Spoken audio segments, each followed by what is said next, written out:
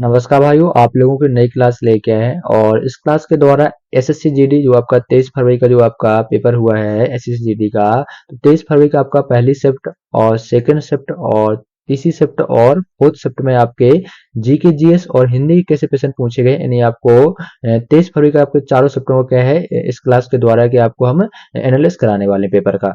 अगर आप लोगों को क्लास पसंद आती है तो क्लास को लाइक करना है और अपने सभी दोस्तों के पास क्लास को शेयर करना है। और अगर अभी तक आप लोगों ने अपने चैनल को सब्सक्राइब नहीं किया, चैनल को जरूर सब्सक्राइब करना है। और अगर आपको लगता है आपके लिए मेहनत कर रहे हैं तो अपने दोस्तों के पास के क्लास को शेयर करना मत भूलें। ठीक है, चलिए फिर क्लास को स्टार्ट करते हैं। तो पहला प्रश्न है जो आपके सिस्टम पूछा गया था, मौलिक कर्तव्यों का वर्णन किस भाग में किया गया। आपको बताना है यह प्रश्न आपके क्या है, ये प्रश्न आपका चौथी शिफ्ट में पूछा गया था कि मौलिक कर्तव्यों का वर्णन किस भाग में किया गया। तो मौलिक कर्तव्यों का वर्णन आपका भाग 5 ए में किया गया। मौलिक कर्तव्यों का वर्णन भाग 5 ए में किया गया। अगला प्रश्न पूछा गया था कि अशोक किस धर्म का अनुयायी था। आपको बताना मेरे कप्तानों, मेरे प्यारे भाइयों, कि प्रश्न आप लोगों से पूछा गया था अशोक किस धर्म का अनुयायी था। इस प्रश्न का आपका सही आंसर हो जाएगा बौद्ध धर्म। क्या हो जाएगा? बौद्ध धर्म। नहीं, अशोक है बौद्ध धर्म का अनुयायी था। ठीक है, अगला प्रश्न पूछा गया था कि राज्यसभा का पदेन सभापति कौन होता है। राज्यसभा का पदेन सभापति होता है आपका कौन? तो ये होता है उपराष्ट्रपति। कौन होता है? तो राज्यसभा का जो पदेन सभापति होता है वो कौन होता है? आपका उपराष्ट्रपति होता है। क्लियर है। अगला प्रश्न पूछा गया था कथकली कहाँ का शास्त्रीय नृत्य है। प्रश्न आपसे पूछा गया था कथकली कहाँ का शास्त्रीय नृत्य है। तो कथकली ही आपके केरल का शास्त्रीय नृत्य। कहाँ का? केरल का शास्त्रीय नृत्य क्या है? आपका कथकली है। और आप लोगों के लिए क्या क्लास कराई है, मात्र आपको 15 मिनट में क्या है, 15 मिनट में आपके शास्त्रीय नृत्य और शास्त्रीय नृत्य से संबंधित कलाकारों से क्या आपको उस क्लास में आपको टॉप 20 प्रश्न कराए और वह 20 प्रश्न कराए जो आपके हर शिफ्ट में के एसएससी एग्जाम के हर शिफ्ट में रिपीट हो रहे हैं। जिन लोगों का आगामी शिफ्टों में पेपर, उनके लिए वह क्लास इंपोर्टेंट है। तो जाइए अपने चैनल पर सर्च कीजिए, वहां पर आपको मिल जाएगा। ठीक है, चलिए और प्रश्न देखते हैं। और प्रश्न भी यहाँ पर उपलब्ध, बहुत सारे प्रश्न यहाँ पर रखे गए जो आपके शिफ्टों में पूछे गए। प्रश्न पूछा गया है मोहिनी अट्टम किस राज्य का शास्त्रीय नृत्य है। तो मोहिनी अट्टम है आपके केरल राज्य का शास्त्रीय नृत्य। क्या मोहिनी अट्टम है जी केरल राज्य का शास्त्रीय नृत्य है। क्लियर है। अगला प्रश्न पूछा गया है 2011 की जनगणना में आर्थिक आधार पर कितने चरण थे।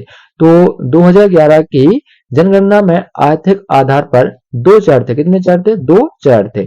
अगला प्रश्न पूछा गया है राष्ट्रमंडल खेलों को पहली बार कब आयोजित किया गया। आपको बताना है कि राष्ट्रमंडल खेलों को पहली बार कब आयोजित किया गया। तो राष्ट्रमंडल खेलों को पहली बार 1930 में आयोजित किया गया। कब आयोजित किया गया था? तो राष्ट्रमंडल खेलों को 1930 में पहली बार आयोजित किया गया। अगला प्रश्न पूछा गया है पंडित भीमसेन जोशी को भारत रत्न पुरस्कार कब मिला। तो मेरे प्यारे भाई बहनों, आपको बताना है कि पंडित भीमसेन जोशी को भारत रत्न कब मिला।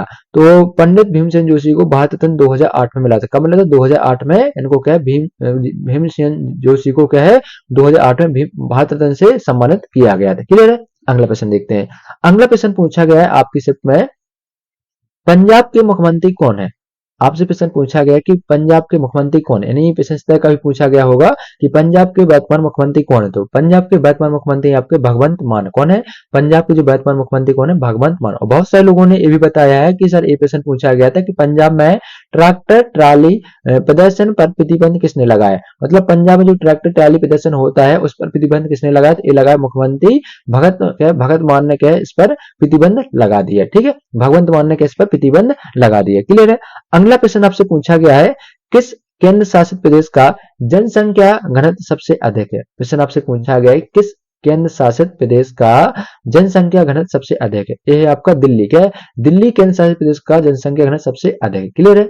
अगला प्रश्न पूछा गया हिंदी में गिरगिट की तरह रंग बदलना का अर्थ। आपको बताना है कि गिरगिट की तरह रंग बदलना का अर्थ क्या होता है। ये होता है एक बात पर स्थिर न होना। क्या? एक बात पर स्थिर नहीं होना। गिरगिट की तरह रंग बदलना का अर्थ होता है। क्लियर है। और भी प्रश्न देखते हैं। अगला प्रश्न पूछा गया था आपकी पहली शिफ्ट में क्रिप्स मिशन भारत कब आया था। तो क्रिप्स मिशन भारत आपका मार्च 1942 में आया था। कब आया था? क्रिप्स मिशन आपका मार्च 1942 में आया था। क्लियर है। अगला प्रश्न पूछा गया है कुंडल नाभिकीय विद्युत किस राज्य में। आपको बताना है कुंडल नाभिकीय विद्युत किस राज्य में है।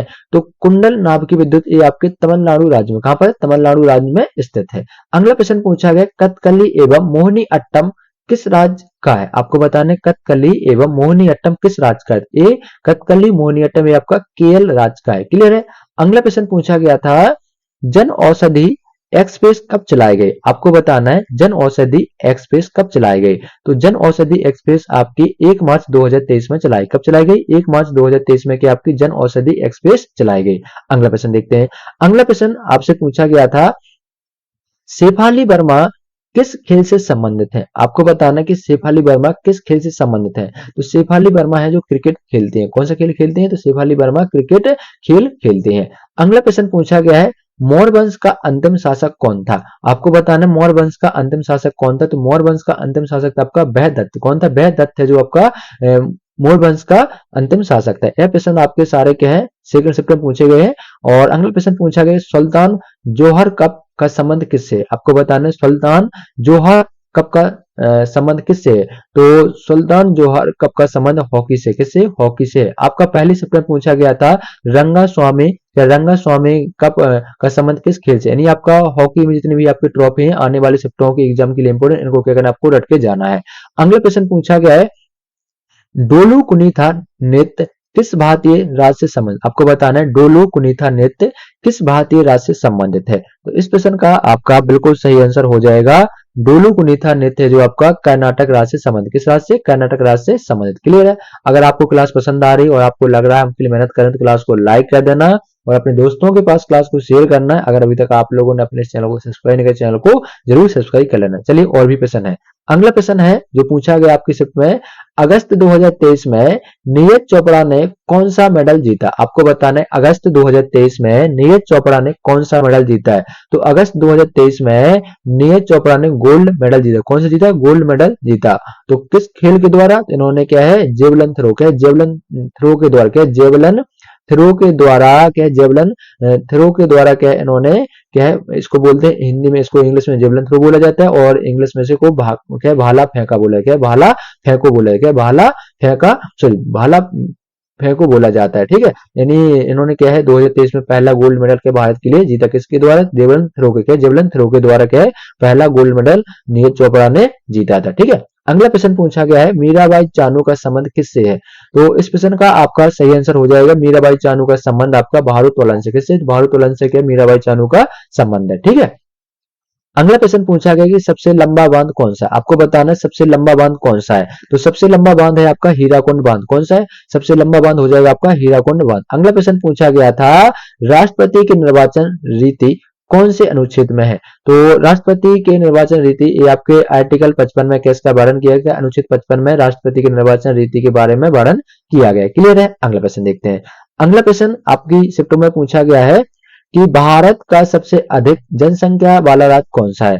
तो भारत का सबसे अधिक जनसंख्या वाला राज्य ये है आपका उत्तर प्रदेश। कौन सा? उत्तर प्रदेश। कौन सा है? उत्तर प्रदेश। भारत का सबसे अधिक जनसंख्या वाला राज्य कौन सा हो जाएगा? ये हो जाएगा आपका कौन सा हो जाएगा? उत्तर प्रदेश हो जाएगा। हो जाएगा उत्तर प्रदेश हो जाएगा। क्लियर है। अगला प्रश्न देखते हैं। अगला प्रश्न पूछा गया है राष्ट्रमंडल खेल 2010 में कहाँ हुआ था? आपको बताना है राष्ट्रमंडल खेल 2010 में कहाँ हुआ था? ये हुआ था आपका 2010 ये आपका नई दिल्ली में क्या राष्ट्रमंडल खेल हुआ था। क्लियर है। अगला प्रश्न पूछा गया है भारत के 50 में मुख्य न्यायाधीश कौन थे? आपको बताना है कि भारत के 50 में मुख्य न्यायाधीश कौन थे? तो भारत के 50 में मुख्य न्यायाधीश थे आपके चंद्रचूड़। कौन है? भारत के जो आपके 50 में मुख्य न्यायाधीश है कौन है? चंद्रचूड़ थे। ठीक है। क्लियर है।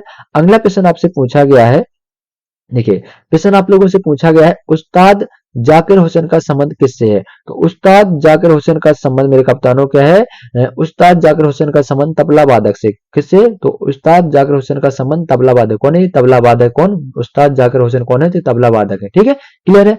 अगला प्रश्न आपकी शिफ्ट में पूछा गया है कि यक्षगान क्या यक्षगान कहाँ का लोक नृत्य है? मेरे प्यारे कप्तानों मेरे प्यारे भाइयों आप लोगों ने क्लास कराई थी समथिंग आपका क्या 1 महीना हो गया है तब एक क्लास कराई जिसमें आपको क्या लोक नृत्य से संबंध आपको क्या सभी राज्यों के लोक नृत्य कराए थे जिसमें हमने कराया था यक्षगान कहाँ का लोक नृत्य। यक्षगान आपको कहाँ का? एक कर्नाटक है। यानी आप लोगों ने क्लास नहीं देखी तो पिछली क्लासों को जरूर देख के जाइए क्योंकि हमने वही प्रश्न कराए और वही टॉपिक कराए जो आपके एग्जाम में बार बार पूछे जा रहे हैं। ठीक है। क्लियर है। चलिए यहाँ पर क्या पूछा जा रहा है यक्षगान कहाँ का नृत्य? यक्षगान आपका कर्नाटक का क्या नृत्य है। अगला प्रश्न पूछा गया हरिप्रसाद चौरसिया का संबंध किससे है?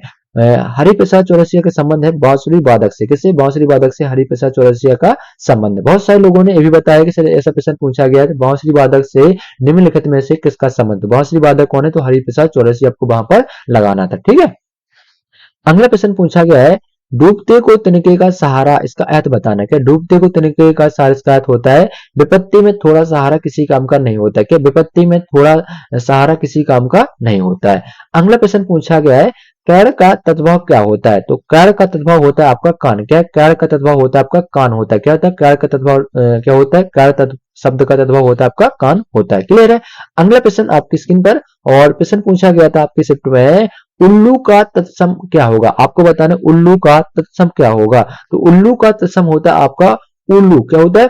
उल्लूक होता है। क्या उल्लू का तत्सम क्या होता है? उल्लूक होता है। क्लियर है। अगला प्रश्न पूछा गया है, चेहरे का पर्यायवाची क्या होता है? तो चेहरे का पर्यायवाची होता है आपका मुख होता है, मुखड़ा होता है, और मुंह होता है, और शकल होता है। क्या चेहरे का पर्यायवाची क्या होता है? मुख होता है, मुखड़ा होता है, और मुंह होता है, और शकल होता है। क्या चेहरे के पर्यायवाची होते हैं। ठीक है, अगर इनमें से कोई ऑप्शन में दे रखा, आप लोगों ने, उम्मीद है कि आप लोगों ने सही ऑप्शन को वहां पर चॉइस किया होगा। अगला प्रश्न पूछा गया है, गैर का विलोम क्या है? आपको बताना गैर का विलोम क्या होता है। गैर का विलोम होता है आपका त्याग। क्या होता है? गैर का विलोम होता है, यानी गैर का जो उल्टा होता है क्या होता है? त्याग करना। गैर कोई चीज गैर कहते हैं उसके बाद क्या उसका त्याग करना क्या उल्टा होता है। ठीक है, और स्तर का विलोम क्या होता है? स्तर का विलोम होता है मेरे भाई आस्तर। क्या होता है? स्तर का विलोम क्या होता है? आस्तर होता है। तो मेरे प्यारे भाइयों, आप लोगों को इस क्लास के द्वारा एसएससी जीडी जो आपका 23 फरवरी को जो आपका एग्जाम हुआ है चारों शिफ्टों में, क्या है एसएससी जीडी का जो आपका 23 फरवरी को जो आपका चारों शिफ्ट में पेपर हुआ है, यानी पहली शिफ्ट और सेकंड शिफ्ट और थर्ड शिफ्ट और फोर्थ शिफ्ट में जो आपका पेपर हुआ है, यानी फोर्थ शिफ्ट आपके चारों शिफ्ट में आपके जीके जीएस और आपके हिंदी के कैसे प्रश्न पूछे गए थे, हमने इस क्लास के द्वारा आपको कम समय और आसान भाषा में और वही प्रश्न कराए जो आपके शिफ्ट में पूछे गए हैं। अगर आपको क्लास पसंद आई है तो क्लास को लाइक करना है, और अगर आपको लगता है आपके लिए मेहनत कर रहे हैं तो अपने दोस्तों के पास क्लास को जरूर शेयर करना है। अगर अभी तक आप लोगों ने अपने चैनल को सब्सक्राइब नहीं किया, चैनल को जरूर सब्सक्राइब कर लेना। फिर मिलते हैं नई क्लास के साथ। जय हिंद, जय भारत।